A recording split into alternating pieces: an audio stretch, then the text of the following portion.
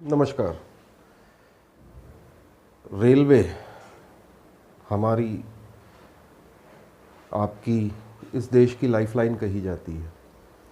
Lifeline मतलब हमारे जीवन का आधार, हमारी ज़िंदगी के लिए बहुत ज़रूरी। इसका 100 साल से ज़्यादा पुराना इतिहास है। हर व्यक्ति बड़ा छोटा इस रेलवे से जुड़ा हुआ है। वर्तमान में रेलवे के निजीकरण को लेके काफ़ी चर्चाएं हो रही हैं। ये निजीकरण कितना सही है, कितना गलत, ये तो आने वाला वक्त बताएगा। पर वर्तमान परिस्थितियों को देखते हुए तो मेरा ये मानना है कि इस निजीकरण से रेलवे को कोई विशेष लाभ या फ़ायदा नहीं होने वाला। रेलवे ने 109 निजी ट्रेनें चलाने का फैसला किया है। ऐसा नहीं है ये पहली बार है, इसके पहले भी रेलवे ने निजीकरण के माध्यम से बहुत सारे काम करवाए हैं। इनमें 3 उदाहरण तो मैं आपको अभी दे सकता हूं। पहला, रेलवे स्टेशन की साफ सफाई से जुड़ा हुआ है। जी हाँ, रेलवे स्टेशन की साफ सफाई जो काफ़ी हद तक या लगभग हर स्टेशनों में निजी हाथों में सौंपी जा चुकी है। क्या वाकई में उसमें साफ सफाई होती है? रेलवे के अधिकारियों का तर्क है करते हैं, आम जनता का कुछ और मानना है। हाल ही में भोपाल रेलवे स्टेशन की स्वच्छता और साफ सफाई को लेकर रैंकिंग में बहुत नीचे स्थान मिला था, नंबर भी बहुत कम थे। रेलवे अधिकारियों का अजीब सा तर्क था कि ये बारिश के मौसम में सर्वे किया गया, इस वजह से गंदगी थी। कहने का मतलब क्या है कि बारिश में गंदगी सही है? दूसरा उदाहरण, रेलवे ने कई ट्रेनों में, एसी कोच में बेड रोल का ठेका निजी हाथों में दिया। बेड रोल उसे कहते हैं, कंबल चद्दर वगैरह जो आपको मिलता है। उनके हालात सबको पता है। तीसरा, रेलवे ट्रेन के अंदर, कोच के अंदर सफाई, साफ सफाई का बहुत दावे किए गए, बावजूद उसके हमारी ट्रेनों में कॉकरोच, चूहे, मच्छर बिना टिकट यात्रा करते कई बार दिखे, जिसका खामियाजा या परेशानी यात्रियों को हुई। आम यात्री को रेलवे कहता है हमने सुविधाएं दी हैं शिकायत करने की, फीडबैक देने की, Twitter, Facebook, toll free number वगैरह वगैरह। शिकायत भी होती हैं, पर उनमें कार्रवाई कितनों में होती है ये शायद ना आपको पता है ना मुझे, रेलवे वाले ज़रूर जानते हैं। इन माध्यमों से प्राप्त हुई शिकायतों पर रेलवे कितना सीरियस है यह तो तभी सामने आएगा जब उन शिकायतों के आधार पर की गई कार्रवाई का विवरण रेलवे देगा। भोपाल स्टेशन या किसी भी अन्य स्टेशन पे जो मैकेनाइज क्लीनिंग का ठेका दिया गया, साफ सफाई का, उस ठेके पे रेलवे के अनुसार उन्होंने अपना एक असेसमेंट किया। उदाहरण स्वरूप किसी स्टेशन पे 100 व्यक्तियों की आवश्यकता है या 90 की आवश्यकता है, 30-30 आदमी 3 शिफ्ट में, 24 घंटे की, 8-8 घंटे की 3 शिफ्ट। मेरी रिसर्च या मेरा ग्राउंड वर्क ये कहता है कि जितनी भी ठेकेदार ये काम निजी ठेकेदारों को दिया गया है, लगभग सभी जगह कुछ एक अपवाद हो सकते हैं, पूरे 90 या जितनी आवश्यकता है उतनी मैन पावर काम नहीं कर रही। कागजों में है, वास्तविकता में नहीं है। इटारसी आप जाके स्वयं देख सकते हैं, कहीं दूर जाने की आवश्यकता नहीं।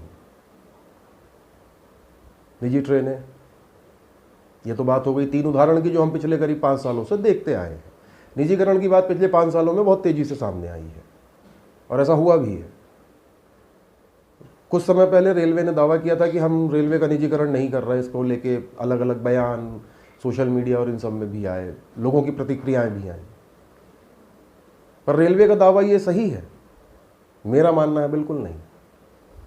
रेलवे ने उस समय निजीकरण की बात को ठंडे बस्ते में डाला, बाद में बैकडोर एंट्री के माध्यम से आईआरसीटीसी को मार्केट में लाया, ये कहते हुए आईआरसीटीसी सरकारी है। पर यह पूरी तरह आपकी गलतफहमी है, आईआरसीटीसी सरकारी नहीं है, ना ही सरकार का उसमें कोई बस चलता है। कुछ शेयर होल्डिंग जरूर है। आईआरसीटीसी की ट्रेनें चलने के बाद उन्होंने, रेलवे ने आप फैसला लिया है कि हम 109 निजी ट्रेनें चलाएंगे। अलग अलग रूट में। अब हम अलग अलग जगह नहीं जाते, भोपाल का उदाहरण लेते हैं। संभावित रूटों में या जो मेरी जानकारी है उस अनुसार इन निजी ट्रेनों में भोपाल से पुणे के बीच की भी बात चल रही है। ये वही भोपाल से पुणे जो रूट है, ये वही रूट है जिस पे सबसे ज़्यादा रश या डिमांड रहती है। और पिछले करीब 4 सालों से जो मैंने स्वयं देखा है, हमारे जनप्रतिनिधि जिसमें सांसद जी तक शामिल हैं, उन्होंने भी रेलवे से मांग की कि भोपाल से पुणे रेगुलर ट्रेन चलाई जाए। पर रेलवे का तर्क था कि पुणे में जगह नहीं है, पुणे स्टेशन पे हम गाड़ी नहीं खड़ी कर सकते। रेलवे की अपनी तकनीकी समस्याएं हो सकती हैं। प्लेटफॉर्म खाली होने का मतलब ये नहीं है कि जगह है, उसका एक तरीका होता है, पार्किंग बे होता है, यार्ड होता है जहाँ ट्रेनें खड़ी होती हैं, साफ़ सफाई होती है, मरम्मत होती है। इस वजह से वहाँ पर रेगुलर ट्रेन नहीं चल सकती।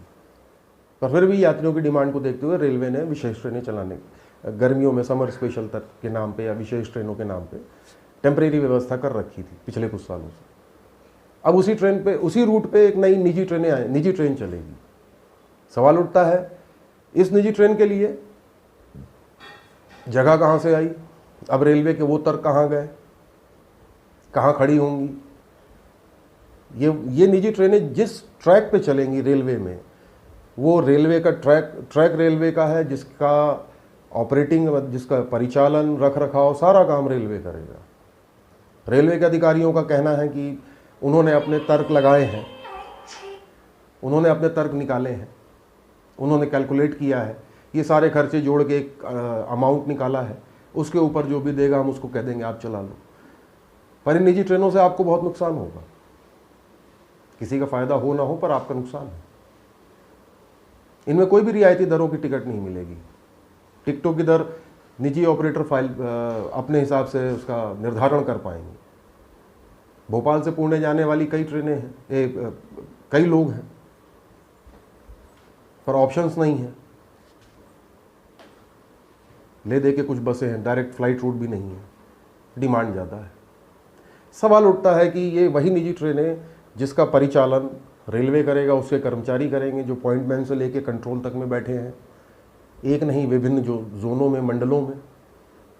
वही इंजीनियरिंग का स्टाफ है, ट्रैकमैन से लेके ऊपर सीनियर डीएन को, जो मेंटेनेंस करेंगे, सब करेंगे।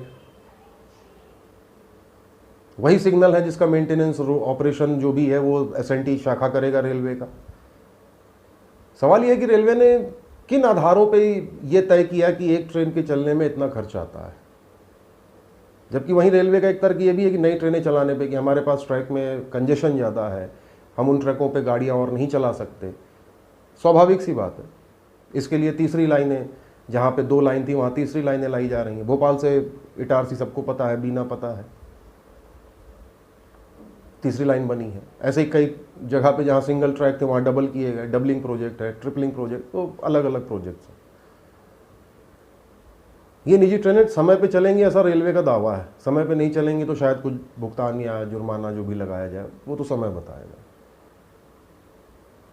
पर इतना ज़रूर है कि निजी ट्रेनों से आम आदमी को, आम यात्री को कोई विशेष फ़ायदा नहीं होने वाला। हालांकि एक उम्मीद ज़रूर लगाई जा सकती है कि शायद समय पे पहुँचे, क्योंकि ये निजी ट्रेनें जब चलेंगी तो मुझे ऐसा लगता है कि बाकी ट्रेनों को साइड करके पहले इनको प्राथमिकता से निकाला जाएगा। इसका कहने का मतलब ये है कि रेलवे की अपनी ट्रेनें जो हैं, स्वयं की जो ट्रेनें हैं, उनका औचित्य कुछ नहीं रहेगा। यदि ऐसा है तो ये बहुत बड़ा छलावा है।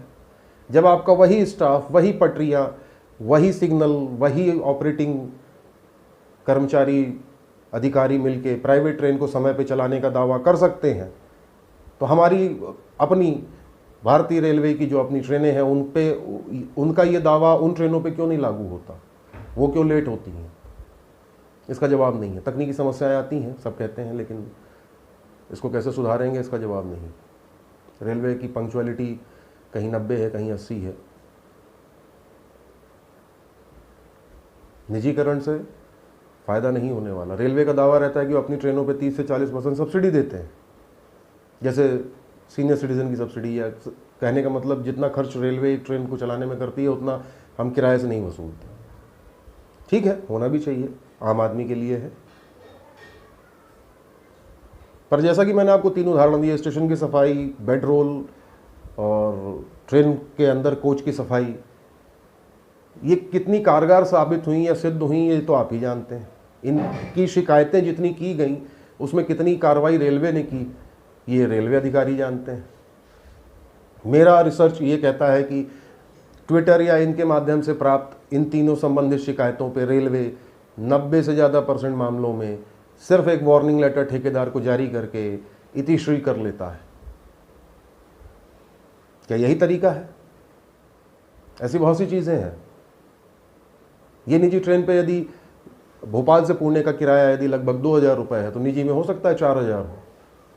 गर्मी का टाइम हो, दिवाली का टाइम हो, जब पीक टाइम होता है, लोगों की मजबूरी है, दूसरा कोई साधन नहीं हो तो 4000 रुपये खर्च करके जाएंगे या अपने बच्चों को पढ़ाने भेजते हैं या पढ़ने भेजते हैं, मजबूरी में बुलाना पड़ेगा। फ़ायदा क्या? आम आदमी को क्या फ़ायदा? रेलवे कह रहा हमें फ़ायदा है। कितना फ़ायदा है, किस आधार पे है, इसकी गणना के लिए जब मैंने यहाँ के रेलवे अधिकारियों से संपर्क किया तो कई अधिकारियों के पास जवाब नहीं था। बोले वो बोर्ड से हुआ है। रेलवे बोर्ड में जाओ तो वहाँ पे जवाब ना के बराबर मिलता है। जब वही ड्राइवर, वही लोग, वही पटरियां हैं तो अपनी ट्रेनें क्यों नहीं ये सुधारते? इसके पीछे बहुत कही अनकही कहानियां हैं। वो कहानियां कितनी सच हैं वो तो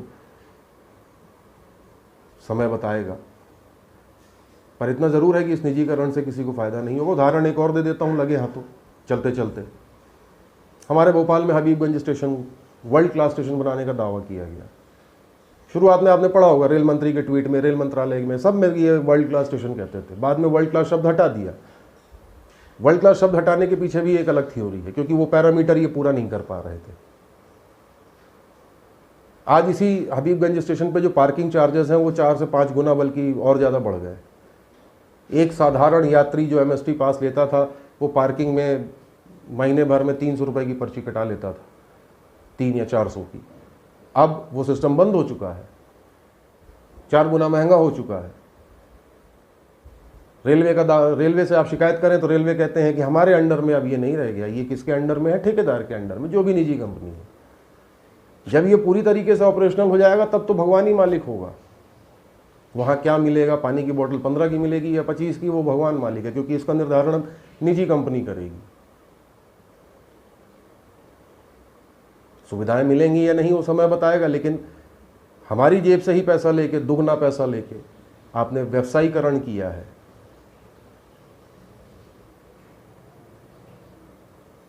इनके जवाब आने वाला समय बताएगा। मेरा ये मानना है कि इस निजीकरण से रेलवे को बहुत फ़ायदा नहीं होगा। अब इसके पीछे कुछ हिडन बातें हों तो वो तो ऊपर वाले अधिकारी ही जानते हैं। आम यात्रियों की जेब ये भारी, मतलब ये जो निजी ट्रेनें हैं ये उनकी जेबों पे भारी पड़ने वाली हैं। किराया 4 गुना तक बढ़ सकता है, हालांकि निर्धारित नहीं है पर ऐसा अनुमान है। तो किस बेस पे ये निर्णय लिया गया? संसाधन हमारे, रखरखाव हमारा, परिचालन हमारा मतलब भारतीय रेलवे का। चला कौन रहा है? प्राइवेट ठेकेदार। पैसा वो लेगा, रेलवे को एक निर्धारित रकम दे दी है। इस निजीकरण से आम यात्री का कोई फ़ायदा नहीं है, इतना तो निश्चित तौर पे अभी प्रारंभिक तौर पे दिख रहा है। बाकी आने वाला समय बताएगा। नमस्कार।